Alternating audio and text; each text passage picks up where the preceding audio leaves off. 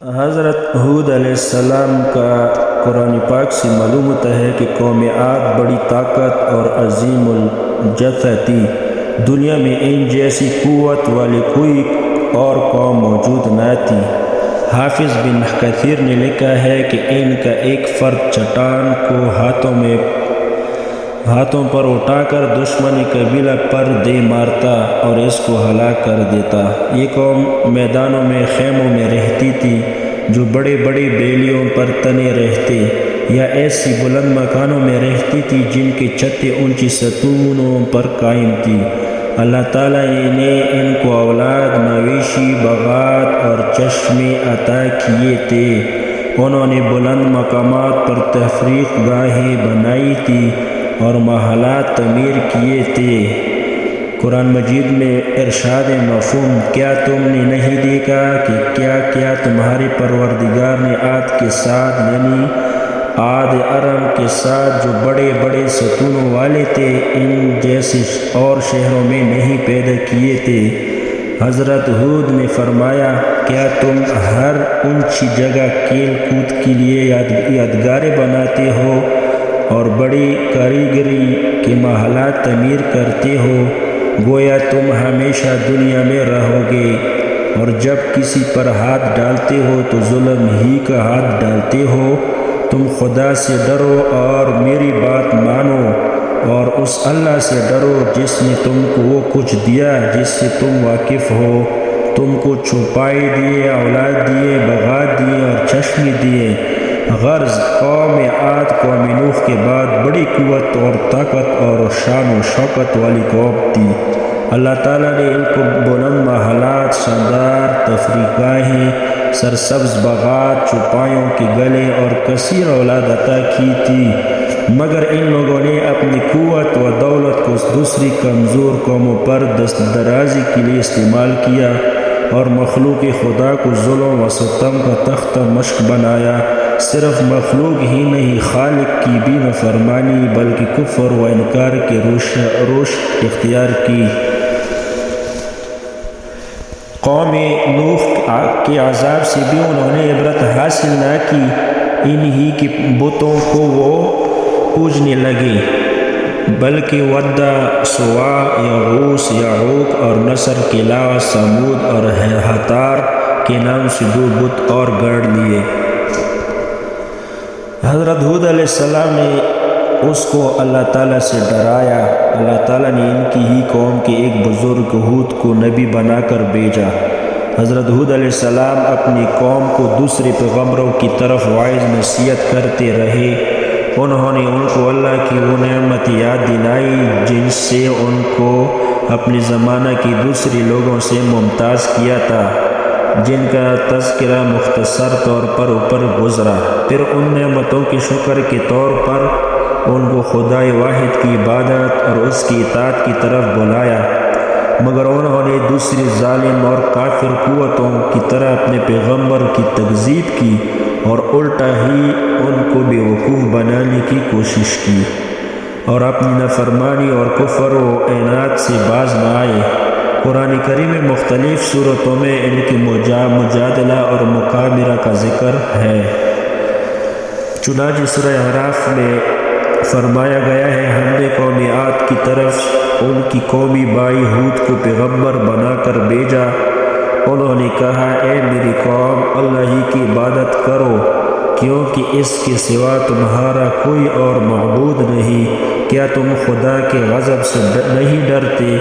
اس پر ان کی قوم کے کافروں کی سرکردہ جوان میں امتیازی حیثیت رکھتے تھے کہنے لگے، ہم تو تم ہی کو بیوقوف سمجھتے ہیں کہ باپ دادا کی ڈگری کو چھوڑ کر نئی بات کہتے ہو، اور بیوقوف ہی نہیں بلکہ جھوٹا بھی سمجھتے ہیں کہ اپنی بات کو خدا کی طرف منسوخ کر رہے ہو۔ حضرت ہود علیہ السلام نے جواب دیا، اے میری قوم، میں بیوقوف نہیں، نہ میری باتیں بھی عقلی کی ہے۔ ہاں، یہ ضرور ہے کہ میں 2 جہاں کا پروردگار کی طرف سے تمہاری ہدایت کے لیے بھیجا گیا ہوں۔ میں تم کو خدا کا پیغام پہنچاتا ہوں۔ یہ تمہاری ہی بے عقلی ہے کہ خدا کے پیغام کو رد کرتے ہو۔ میں تمہارا قابل اعتماد خیر خواہ ہوں، تم مجھے بے عقل کہہ کر اپنے آپ کو کیوں ہلاکت میں ڈالتے ہو؟ کیا تم کو اس بات پر تعجب ہے کہ میں تم ہی سے ایک شخص پر اللہ کا پیغام اترا ہے تاکہ وہ تم کو عذاب خداوندی سے ڈرائے؟ اگر تم اس پیغام کو قبول نہ کرو، حالانکہ یہ کوئی تعجب کی بات نہیں، ہمیشہ سے ایسا ہی ہوتا رہا ہے کہ ہر قوم کے پاس اسی کا جاننا پہچانا شخص اللہ کا پیغام لے کر آتا ہے، کیونکہ وہی اس کی کمزوریوں سے اچھی طرح واقف ہوتا ہے۔ اور تم خدا کا وہ احسان یاد کرو جب اس نے قوم نوح کے بعد تم کو اس کا جانشین بنایا اور جسم کا ڈیل ڈول بھی تم کو دوسروں سے زیادہ دیا اور قوت و طاقت میں بھی تمہیں دوسروں پر فوقیت دی۔ تو اللہ کے احسانات کو یاد کرو تاکہ تم فلاح پاؤ اور تمہاری وہی حشر نہ ہو جو قوم نوح کا ہو چکا ہے۔ ہود علیہ السلام نے کہا، اے میری قوم، میں تم سے اس خدمت وعظ و تبلیغ کی کوئی مزدوری نہیں مانگتا، میری مزدوری تو بس اللہ ہی کے ذمہ ہے جس نے مجھے پیدا کیا۔ پھر تم اتنی بات بھی نہیں سمجھتے کہ ایک شخص محض خیر خواہی اور اخلاص سے تم کو نصیحت کر رہا ہے، تم اس کی بات کو جھٹلا رہے ہو۔ اور اے قوم، اللہ سے اپنے گناہوں کی معافی مانگو، پھر آئندہ کے لیے گناہ سے توبہ کرو۔ اس کا فائدہ یہ ہوگا کہ اللہ تعالیٰ تم پر بارش کی جڑی بھیجے گا جس سے ہر قسم کی غذا اور پھل پیدا ہوں گے، اور ان کو کھا کر تمہاری جسمانی قوت میں اور اضافہ ہوگا۔ اور مجرمانہ طریقے پر اللہ کی اطاعت سے منہ نہ موڑو۔ انہوں نے جواب دیا، اے ہود، تم ہمارے پاس کوئی واضح ثبوت اس بات کا کہ تم خدا کی فرزندہ ہو لے کر نہیں آئی، اور صرف تمہارے کہنے سے جس کے حق ہونے کا کوئی ثبوت نہ ہو ہم اپنے معبودوں کو چھوڑ نہیں سکتے اور نہ تم کو رسول مان سکتے ہیں۔ ہم تو یہی کہیں گے، ہمارے دیوتاؤں میں سے کسی کی تم پر مار پڑ گئی ہے جو ایسی بہکی باتیں کر رہے ہو۔ حضرت ہود علیہ السلام نے جواب دیا، اے قوم، تم نہیں مانتے تو نہ مانو، میں خدا کو گواہ بناتا ہوں اور تم بھی گواہ رہنا کہ تم جو خدا کی شریک بناتے ہو تو میں اس سے بری اور بیزار ہوں۔ سو تم سب مل کر میرے خلاف جو تدبیریں کر سکتے ہو کر لو، پھر مجھے ذرا مہلت نہ دو۔ ہر زمین پر چلنے والے کی گردن اس کے ہاتھ میں ہے، اسی کا حکم جب تک نہ کوئی کسی کا کچھ بگاڑ نہیں سکتا۔ بے شک میرا پروردگار عدل و انصاف کی سیدھی راہ پر ہے، اس راستے پر چلنے والے کا وہ محافظ اور مددگار ہے۔ اگر تم میری بات مانو اور اس کے حکم کے آگے سر جھکاؤ تو تم بھی فلاح پاؤ گے، اور اگر نہ مانو اور روگردانی کرو تو میں اللہ تعالیٰ کا پیغام تم تک پہنچا چکا، تم بھی دوسروں ظالم قوموں کی طرح اس کے عذاب کا شکار ہو کر برباد ہوں گے۔ اللہ تعالیٰ تمہاری جگہ کسی اور قوم کو بسا دے گا اور تمہارے قائم مقام بنا دے گا، تم اس کا کچھ نہ بگاڑ سکو گے۔ بے شک میرا پروردگار ہر چیز کا نگران ہے، اور جس کو محفوظ رکھنا چاہتا ہے اس کو حفاظت کرتا ہے۔ قومیات پر حضرت ہود کی یعنی نصیحت کا کچھ اثر نہ ہوا، وہ اپنی شرکسی اور نافرمانی پر اڑی رہے، اور اس نے بڑی ڈھٹائی کے ساتھ کہا، اے ہود، کیا تم اس لیے ہمارے پاس آئے ہو کہ ہم کو ہمارے دیوتاؤں سے برگزیدہ کرو گے؟ تو اگر تم سچے ہو تو جس عذاب کا تم ذکر کرتے ہو ہوا سے لے آؤ۔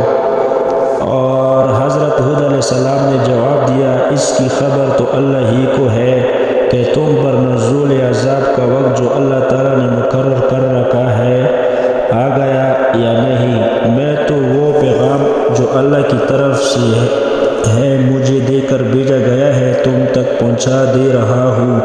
انہوں نے دیکھا کہ بادلوں کی صورت میں عذاب الہی ان کے میدانوں کی طرف منڈ کر آ رہا ہے، تو وہ بولے، یہ ابر ہے جو بارش برسائے گا اور ہمارے کھیت اس سے سرسبز ہو جائیں گے۔ حضرت ہود علیہ السلام نے فرمایا، عذاب ہے جس کی تم جلدی مچا رہے تھے، یعنی بڑے زور کی آندھی ہے جس میں دردناک عذاب چھپا ہوا ہے۔ یہ اپنی پروردگار کے حکم سے تمہارے محلات اور تفریح گاہیں ہر چیز کو تہس نہس کر دے گی۔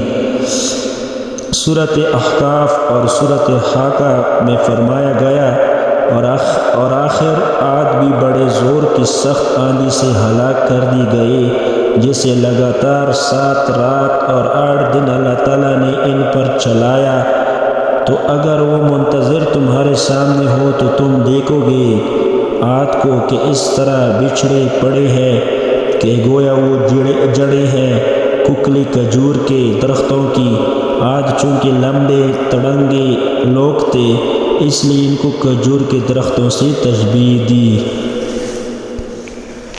قوم عاد جب اس عذاب میں گری ہوئی تھی تو ہود علیہ السلام مومنین کی ایک مختصر جماعت کے ساتھ ایک باڑ میں محفوظ بیٹھے ہوئے تھے۔ اللہ تعالیٰ نے اس ہوا کو جو کافروں کے سروں کو جسم سے جدا کر رہی تھی ان کے لیے سامان رحمت بنا دیا تھا اور اس کے خوشگوار جھونکوں سے لطف اندوز ہو رہے تھے۔ حضرت ہود علیہ السلام کا مدفون قوم کی بربادی کے بعد حضرت ہود علیہ السلام موت کی طرف چلے گئے اور ایک قول کے مطابق زندگی کے باقی دن وہیں گزارے اور وہیں دفن ہوئے۔